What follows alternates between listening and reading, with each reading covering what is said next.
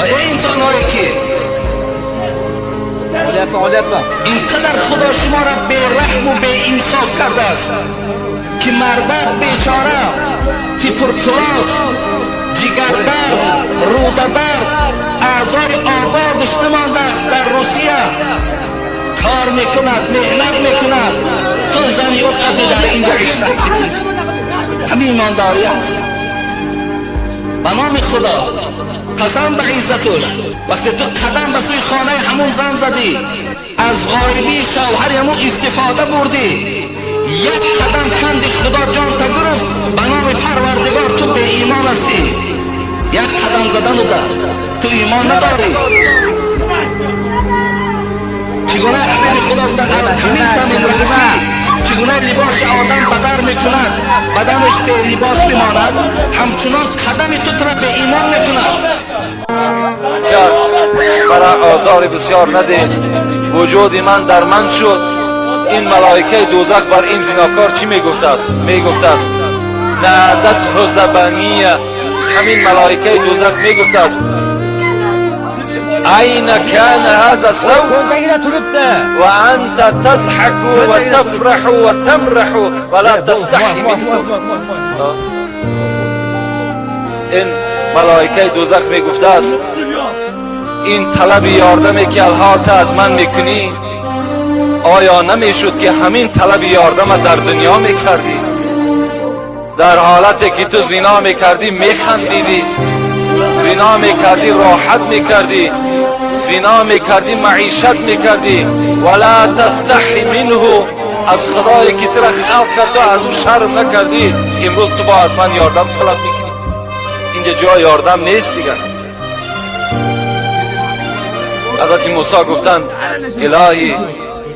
الهی ما لمن زنا، پروردگارا کسی که در دنیا زناکار است او را چی جزا میدی؟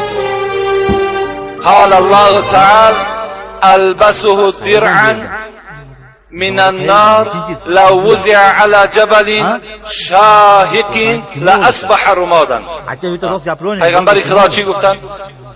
حضرت موسی گفتن خداوند جواب گفت که من بر زناکار چگونه معامله میکنم؟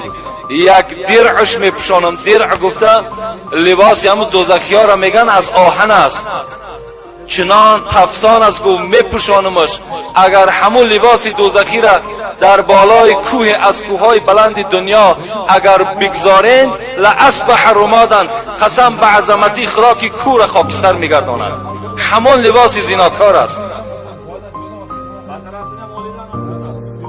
لکن از همه ده زنای وزنین ترین پیغمبر خدا با کی گفتن؟ اعظم زنا بالام والاخت و بالمحارم. در باب زنا صحبت ها زیاد است. انشاءالله ما در باب هر یک جمعه من شاید که حدیث های از این تکرار میکنیم.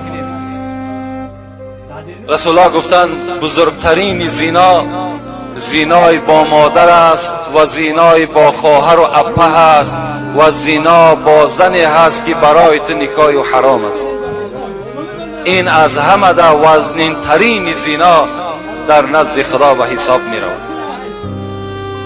حتی حاکم می گوید و صحح فی حاکم و صحح الحاکم، در صحیح خود حاکم چی می گوید؟ من وقع علی ذات محرم فاقتلوه. حضرت گفتن اگر کدام انسانی که اگر با خواهر و اپه و آچه خود وقت زنا کرد با جز کشتن دیگر او را باید یگان راه نداشته باشد، فقط او انسان قتل کردن در کار. امروز در همین زمان ما و شما شنیدیم، با مادرم شنیدیم، با خواهرم شنیدیم، با اپه هم شنیدیم. برای چی؟ برای که ما و شما پیروی سنت پیغمبر خدا نشدیم.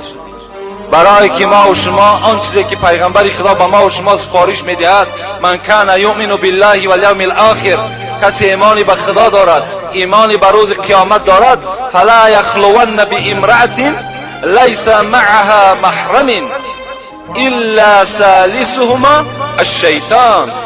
ببین پیغمبر خدا میگه هیچگاه با زنی که همراه خود یگان محرمش نباشد شما تنها نشینید، زیرا این که سیوم شما شیطان می شود. شما حتی به خواهر خود، به ینگه خود، به خاله و عمه خود که اینا برای شما گرفتنشون حرام است، تنها نشستن شما را پیغمبر خدا اجازت نمیده، زیرا میگه سیوم شما شیطان است، شما را وسواس میکنه. برای چی ما و شما را اسلام امروز رخصت نمیدهد فرزندهایی که الک به سین 7 میرسند جاگه های اونا را از خانه جدا کنید، جاگه پدر و مادر جدا باشد، جاگه فرزندها جدا باشد. همه برای همین است.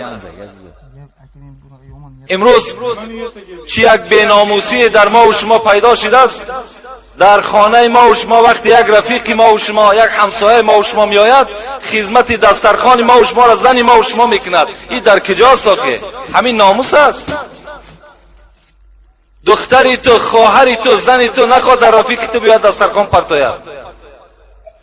آخه اگر سخت هم نرسد دستت نمیشکند، مهمان توست. حضرت عمر در خانه نمی نشست، مهمان که می آمد نزد دروازه راست می ایستاد، میگو شرم میدارم که نزد مهمان نشینم در حالتی که ملائکه ها راست ایستادگی هستند. ما و شما می نشیم بس فرمان میتیم.